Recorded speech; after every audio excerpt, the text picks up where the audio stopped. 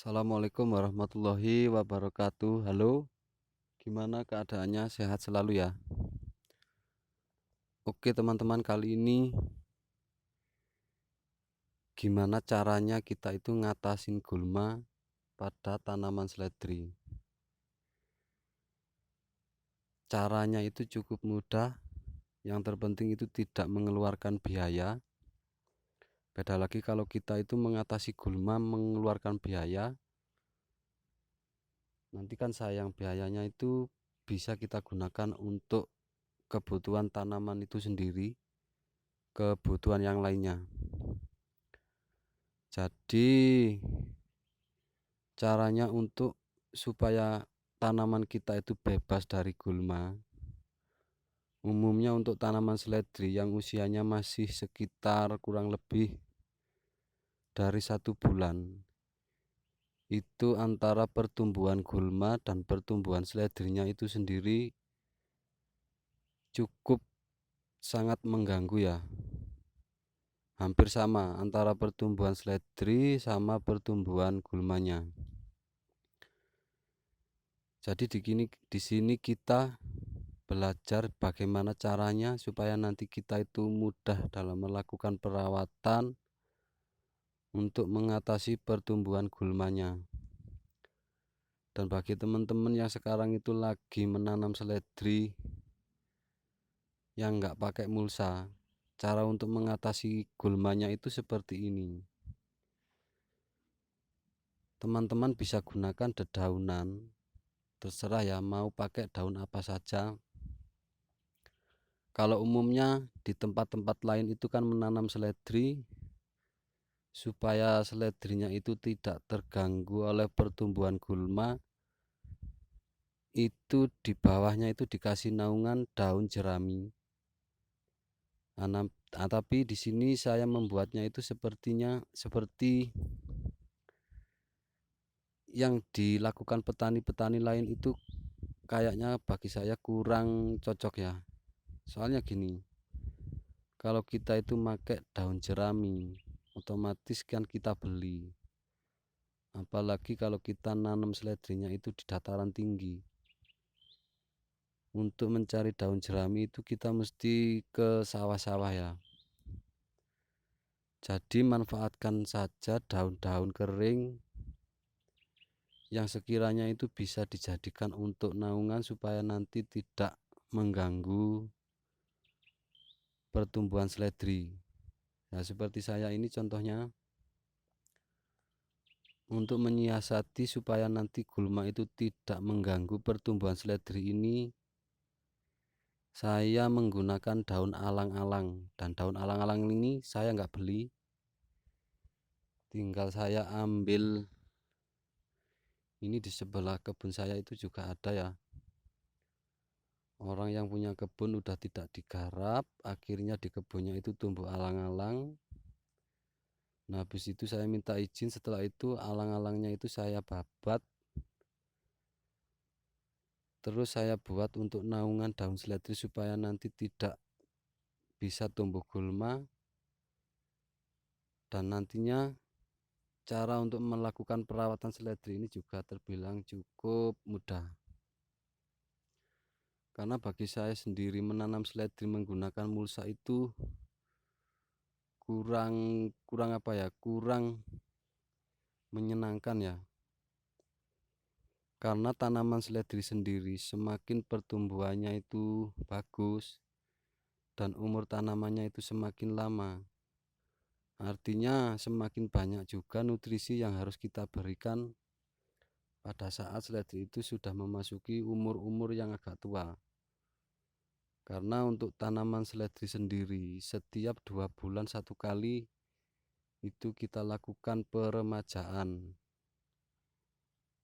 Dan cara peremajaan itu ada 2 macam cara. Yang pertama itu biasanya ada yang dibabat habis itu dispray pakai pupuk daun perangsang tumbuh.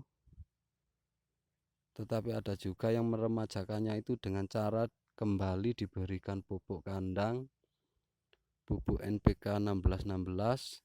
Habis itu dibiarkan kurang lebih sekitar 2 atau 3 hari kemudian ditutup, yaitu untuk cara yang pertama. Dan cara yang kedua itu biasanya langsung dipapat habis, dispray, dan seperti itu cara yang kedua. Oke,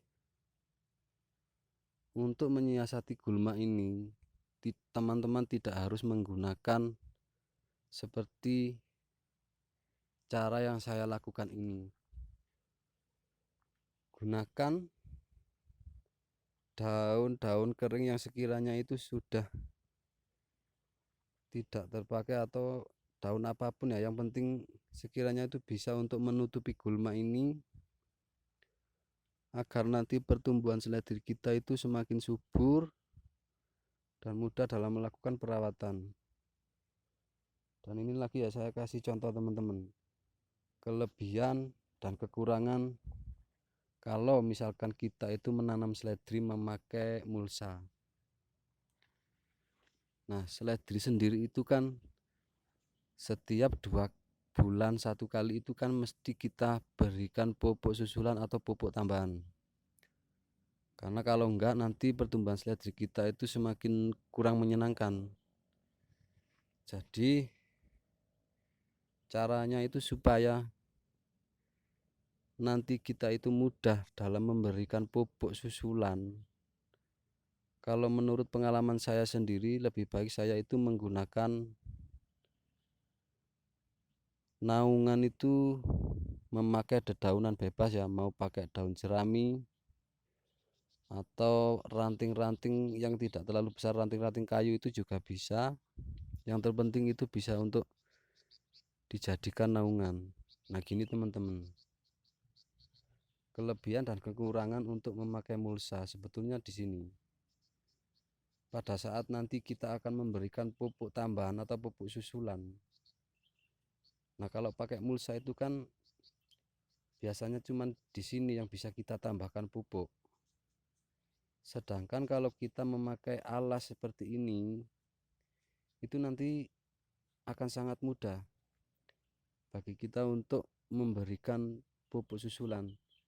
Bisa kita tebar ke sini, bisa kita tebar sebelah sini.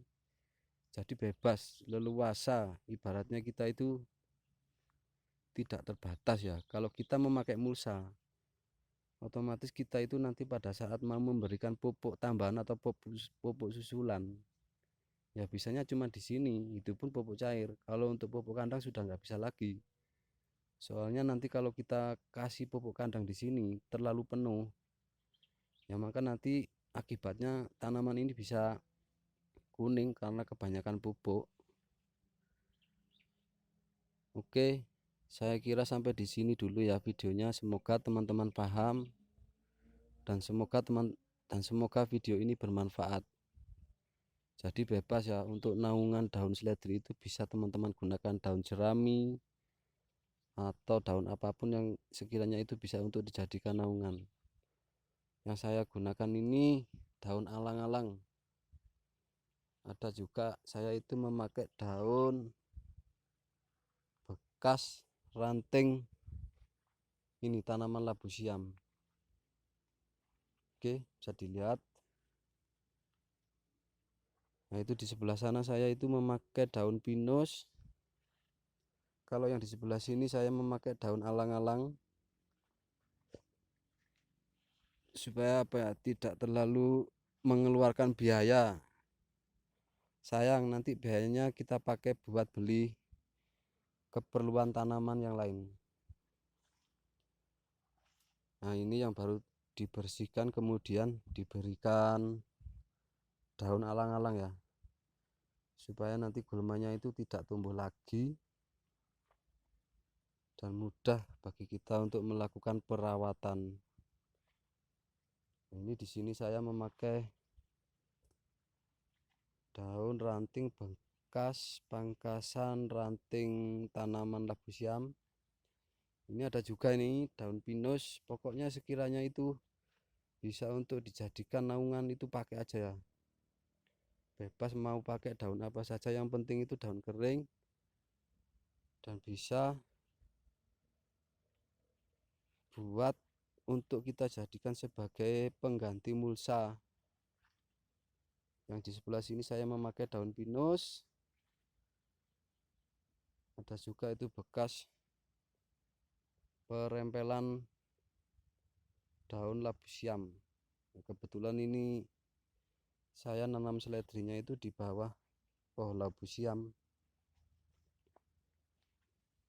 Nah, hasil akhirnya seperti ini teman-teman. Kalau seledri kita itu kita berikan naungan, otomatis nanti gulma itu tidak bakalan tumbuh. Cara yang saya gunakan ini adalah cara yang tidak perlu mengeluarkan biaya. Teman-teman tinggal mengumpulkan dedaunan yang kering bebas, mau daun apa saja ya. Kalau bisa sih ada daun cemara itu lebih bagus ya. Ini daun cemara atau daun pinus nih. Jadi yang saya pakai itu enggak cuma daun alang-alang, pokoknya yang sekiranya itu bisa untuk dijadikan naungan, semuanya itu saya pakai. Alhamdulillah sekarang seledrinya sudah segede ini teman-teman. Oke, semoga bisa dipahami. Salam semangat, tetap berkarya. Oke, saya akhiri dulu videonya. Assalamualaikum warahmatullahi wabarakatuh.